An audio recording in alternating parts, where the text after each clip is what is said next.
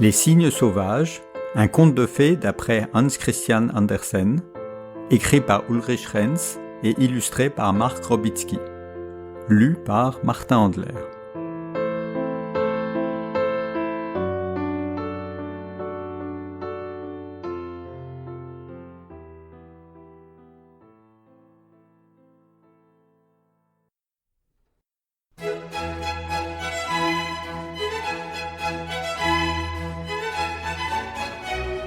Il était une fois 12 enfants royaux, 11 frères et une sœur aînée, Elisa.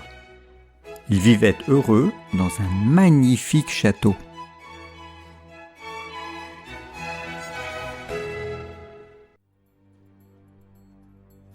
Un jour, la mère mourut, et après un certain temps, le roi se remaria.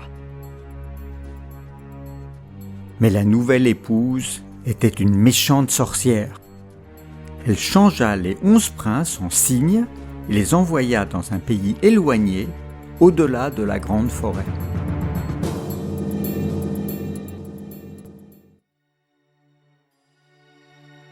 Elle habilla la fille de Haillon et enduisit son visage d'une pommade répugnante, si bien que son propre père ne la reconnut pas et la chassa du château. Elisa courut vers la forêt sombre.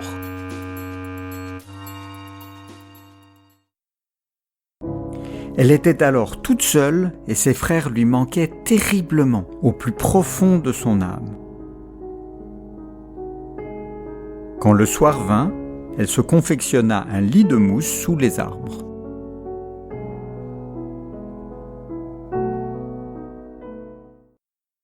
Le lendemain matin, elle arriva à un lac tranquille et fut choquée de voir son reflet dans l'eau. Une fois lavée, cependant, elle redevint le plus bel enfant royal sous le soleil.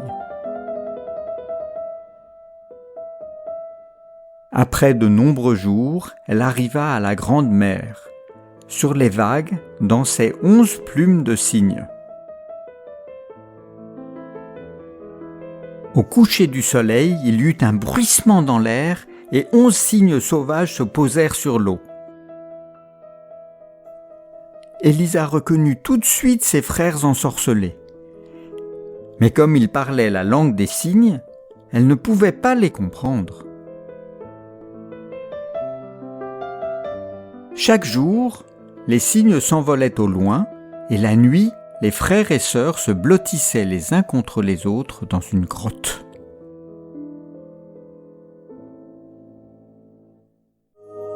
Une nuit, Elisa fit un rêve étrange. Sa mère lui disait comment racheter ses frères. Elle devrait tricoter une chemise d'ortie à chacun des cygnes et les leur jeter dessus.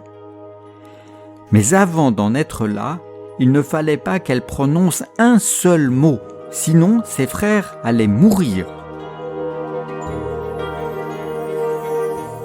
Elle se mit au travail immédiatement, et bien que ses mains lui brûlaient comme du feu, elle tricotait et tricotait inlassablement.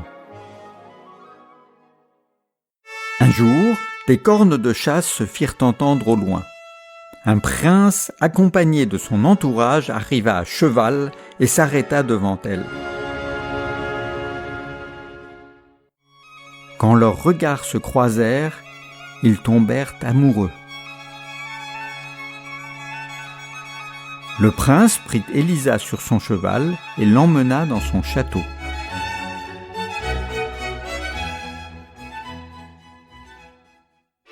Le très puissant trésorier fut loin d'être content de l'arrivée de cette beauté muette.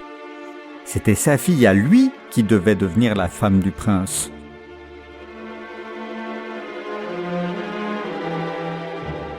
Elisa n'avait pas oublié ses frères. Chaque soir, elle poursuivait son travail sur les chemises. Une nuit, elle alla au cimetière pour cueillir des orties fraîches. Le trésorier l'observa en cachette. Dès que le prince partit à la chasse, le trésorier fit enfermer Élisa dans le donjon. Il prétendait qu'elle était une sorcière qui se réunissait avec d'autres sorcières la nuit.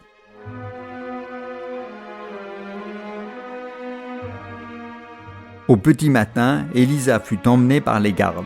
Elle devait être brûlée sur la place du marché.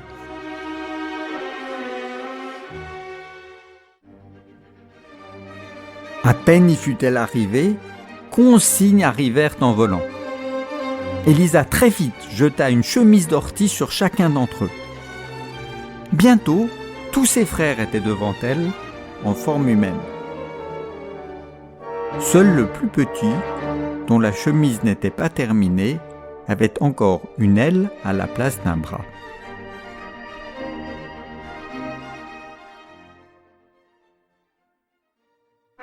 Les frères et la sœur étaient encore en train de s'étreindre et de s'embrasser quand le prince revint.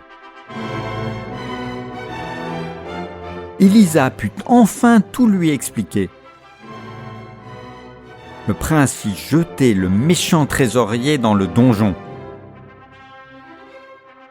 Après quoi, le mariage fut célébré pendant 7 jours.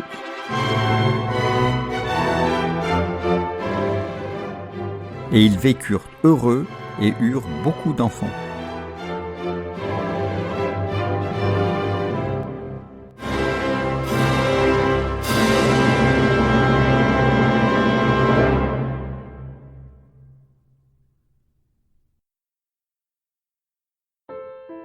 Les signes sauvages sont traduits dans une multitude de langues et sont disponibles en édition bilingue dans n'importe quelle combinaison de toutes ces langues. Plus de renseignements sur le site www.children's-books-bilingual.com.